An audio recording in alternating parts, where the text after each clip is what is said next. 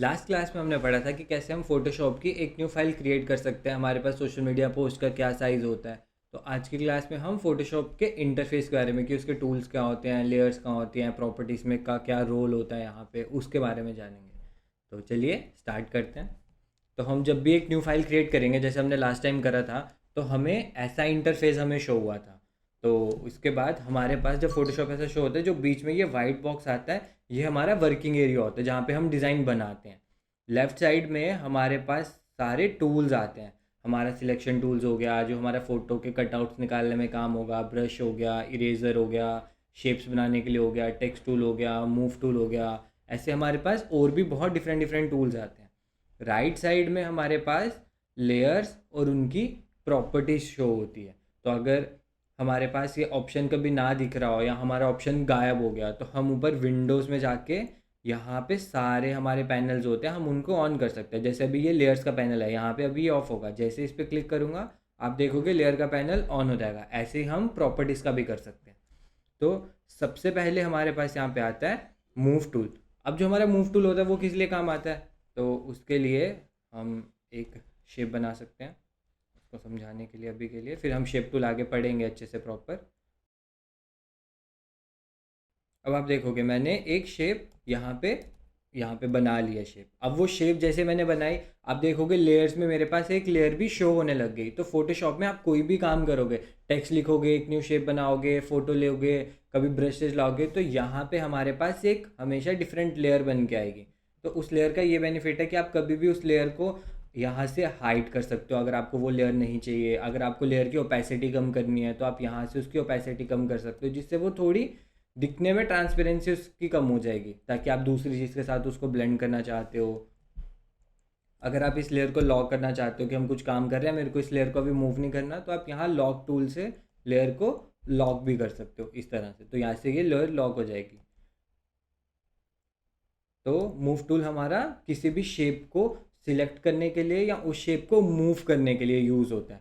और ऐसे ही अगर मेरे को किसी भी शेप को ट्रांसफॉर्म करना है, जैसे अब मैंने ये शेप बना दी, पर मेरे को लगता है कि नहीं, मेरे को इसका साइज़ बड़ा करना है या इसको रोटेट करना है, तो उसके लिए मेरे को भी मूव टूल पे जाना पड़ेगा। तो मैं इस लेयर पे पहले क्लिक करूँगा। अब किसी भी लेयर को ट्रांसफॉर्म करने के लिए हमारे पास जो ऑप्शन होता है वो आता है ऊपर एडिट में। हम जाएंगे, एडिट में हमारे पास यहाँ पे होता है फ्री ट्रांसफॉर्म, जिसकी शॉर्टकट होती है कंट्रोल+T। तो अगर हम डायरेक्ट इस लेयर पे क्लिक करें, कंट्रोल+T हम प्रेस करेंगे, तो आप देखोगे साइडों पे ये ऑप्शंस ऑन हो जाएंगे, जिससे हम शेप को रीसाइज कर सकते हैं। तो हम ऐसे शेप को इस तरह से रिसाइज कर सकते हैं। ये हम टेक्स्ट के साथ भी कर सकते हैं, किसी इमेज के साथ भी कर सकते हैं।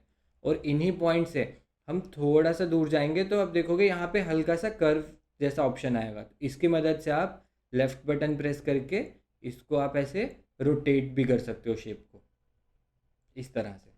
तो कंट्रोल Z हमारा अंडू के लिए होता है, कंट्रोल Z को मैं प्रेस करूँगा इस तरह से। और इसी शेप को, जो हम शिप्स बना रहे हैं या किसी भी चीज़ को ट्रांसफॉर्म कर रहे हैं, अभी हम जैसे शिफ्ट प्रेस करेंगे तो ये मेरी शेप रेक्टेंगल की तरह स्ट्रेच होने लग जाएगी, जहाँ से भी मैं स्ट्रेच करना चाहता हूँ। तो ऐसे ही हम कंट्रोल Z करके शेप को वापस ले आते हैं, हमारी नॉर्मल शेप की तरह भी कन्वर्ट हो जाएगी। तो इस तरह से आप कंट्रोल+T से किसी भी शेप को रिसाइज कर सकते हो या अपने अकॉर्डिंग आप उसको मूव करवा सकते हो। जब हमने किसी भी शेप को कंट्रोल+T कर रखा हो, आप उसी में राइट क्लिक करोगे तो आपके पास और भी बहुत सारी प्रॉपर्टीज़ खुलेंगी। सबसे पहले फ्री ट्रांसफॉर्म होता है कि हम उसको कैसे भी बड़ा छोटा उस तरह से कर सकते हैं, जो भी हमने देखा। स्केल से भी सेम चीज़ होती है। रोटेट से आप क्लिक करोगे तो आप डायरेक्ट उसको रोटेट कर सकते हो। तो ये आप अगर राइट क्लिक करके रोटेट पे नहीं भी जाओगे, तो आप ये नॉर्मली तब भी रोटेट कर सकते हो। देन अब हमारे पास यहाँ पे आता है स्क्यू, डिस्टॉर्ट एंड पर्सपेक्टिव। अब स्क्यू हमारे पास होता है जब हम किसी भी चीज़ को, शेप को डिस्टॉर्ट करना चाहते हैं अपने हिसाब से, पर वो ज्योमेट्रिकली स्केल के हिसाब से एक वर्क करेगा। जैसे मैं इस पॉइंट को पकड़ के मूव करता तो आप देखोगे वो बिल्कुल स्ट्रेट मूव करेगा, वो कहीं से भी कर्व नहीं करेगा। अगर मैं उसको नीचे की तरफ पुश करने की भी कोशिश करूँ, वो तब भी पुश नहीं होगा, वो एक ही साइड को मूव करेगा। स्क्यू हमारा इस तरह की शेप्स को कन्वर्ट करने में हेल्प करता है। देन उसके बाद हमारे पास आता है डिस्टॉर्ट। डिस्टॉर्ट में आप शेप को कैसे भी करके आप उसको चेंज कर सकते हो, उसको मतलब एक तरह से आप शेप को अपने अकॉर्डिंग तोड़ सकते हो। कंट्रोल Z वापस करूँगा, देन राइट क्लिक करके आपके पास आएगा पर्सपेक्टिव। अब पर्सपेक्टिव में आप शेप को एज ए पर्सपेक्टिव की तरह कि हम कोई भी चीज़ पास की देखते हैं तो हमें बड़ी दिखती है, दूर की चीज़ छोटी दिखती है, आप उस तरह से उसे चेंज कर सकते हो। अब हम ये उसकी कौन सी साइड करना चाहते हैं वो सब हमारे ऊपर डिपेंड करता है। जैसे हम कंट्रोल सेट करेंगे तो ये हमारे पास यहाँ पर्सपेक्टिव का ऑप्शन इस तरह से होता है जो हम कंट्रोल टी से कर सकते हैं। तो मैं एंटर दबाऊंगा। सबसे पहले हमारे पास मूव टूल का यही काम है कि किसी भी शेप को मूव करना, ट्रांसफॉर्म करना, ये सारी चीज़ें हम मूव टूल से करते हैं। तो अभी मैं इस लेयर को डिलीट कर देता हूँ। अब इसी में ही हमारे पास प्रॉपर्टीज़ भी आती हैं। जैसे अगर हमारे पास अभी ये कैनवस मेरे को दिख रहा है जिसे हम आर्ट बोर्ड भी बोल सकते हैं, तो अगर मैं इसी की प्रॉपर्टीज़ को देखूँ तो आप देखोगे कि यहाँ पे मेरे को विड्थ और इसकी हाइट दिख रही है। तो यहाँ से आप किसी भी, अगर मान लो आप शेप्स क्रिएट करते हो, टेक्स्ट लिखते हो, आपकी उस पूरे टेक्स्ट की लेयर की प्रॉपर्टी यहाँ पे शो हो जाएगी कि आप उसका फॉन्ट क्या रखना चाहते हो, कलर क्या रखना चाहते हो। अगर आपने शेप बनाया है तो शेप का क्या साइज़ है, शेप के एजिस को क्या कलर देना चाहते हो, स्ट्रोक को कलर दोगे, आप फिल में कलर दोगे, आप वो पर्टिकुलर लेयर के अकॉर्डिंग यहाँ पे प्रॉपर्टी शो हो जाएंगी। तो अभी मैंने जैसे कुछ भी नहीं बनाया तो मेरे को ये कैनवस की प्रॉपर्टीज़ दिखा रहा है, मतलब आर्ट बोर्ड की प्रॉपर्टी दिखाएगा। तो अभी यहाँ पे विड्थ और उसकी हाइट दिख रही है कि आपके आर्ट बोर्ड का क्या साइज़ है। अब अगर मान लो इसे मैं चेंज करता हूँ, इसे मैं रील साइज़ के अकॉर्डिंग कर रहा हूँ, तो हमारा जो रील का या इंस्टाग्राम स्टोरी का साइज़ होता है तो उसकी विड्थ 1080 ही रहेगी, जो उसकी हाइट होगी वो होगी 1920। तो एंटर प्रेस करते ही आप देखोगे मेरा ये साइज़ रील के अकॉर्डिंग कन्वर्ट हो गया है। अब उसके नीचे आप यहाँ से ओरिएंटेशन चेंज कर सकते हो। अभी हमें ऐसे दिख रहा है कि ये पोर्ट्रेट मोड में है और इसको आप यहाँ से ऐसे हॉरिजॉन्टली भी प्लेस कर सकते हो इस तरह से। तो ऐसे हम अपने कैनवस का साइज़ भी यहाँ से चेंज कर सकते हैं। तो प्रॉपर्टीज़ में आप जो भी चीज़ बनाओगे, शेप बना रहे हो या टेक्स्ट लिख रहे हो, उन सब की आपकी प्रॉपर्टीज़ यहाँ पे शो होती रहेंगी जिसको आप अपने अकॉर्डिंग चेंज कर सकते हो। सेकंड ऑप्शन मेरे पास आता है यहाँ पे, इसको हम बोलते हैं मार्किंग टूल, मार्क टूल बोल सकते हैं। तो इसमें डिफरेंट डिफरेंट तरह के मार्किंग आते हैं, rectangular mark tool, elliptical mark tool.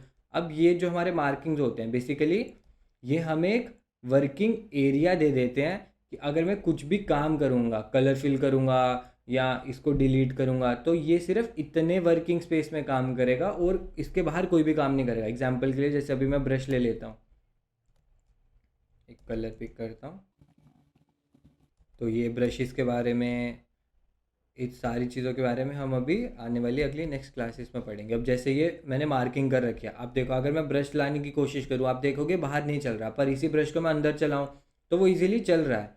तो मार्किंग टूल से हमारी एक वर्किंग एरिया बन जाता है कि जिसमें हम काम करना चाहें। अगर ये ना हो तो पूरा कलर मेरे आर्ट बोर्ड में फिल हो जाएगा, पर कहीं पे मेरे को स्पेसिफिकली काम करना हो या उसी पार्ट को डिलीट करना हो तो ये मैं मार्क टूल की हेल्प से कर सकता हूँ।